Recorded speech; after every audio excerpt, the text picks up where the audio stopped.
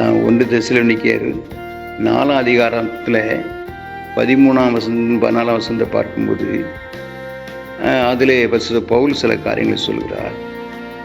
நித்திரை அடைந்தவர்களின் நிமித்தம் நீங்கள் நம்பிக்கையற்றவர்களைப் போல மற்றவர்களைப் போல துக்கித்து அறிவில்லாததற்கு எனக்கு மனதில்லை. அவர் நித்திரை அடைந்தவர்கள்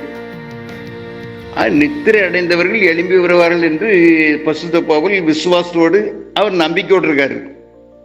ஆனா சிலர் நித்திரை அடைந்தவங்களுக்காக ஐயோ போயிட்டானே சொல்லி துக்கப்பட்டுக்கிட்டு அழுதுட்டு கிடக்காங்க.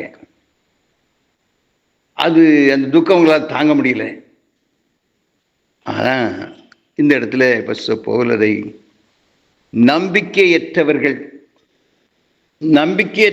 அழுது கொண்டு தான் இருப்பாங்க, துக்கமுகமாக தான் இருப்பாங்க. அவங்களுக்கு எவ்வளவுதான் சொன்னாலும் சரி, எவ்வளவுதான் சத்தியத்தை சொன்னாலும் சரி, அவங்கக்கிட்ட நம்பிக்கை கிடையாது. அதனால துக்கமுகமாகவே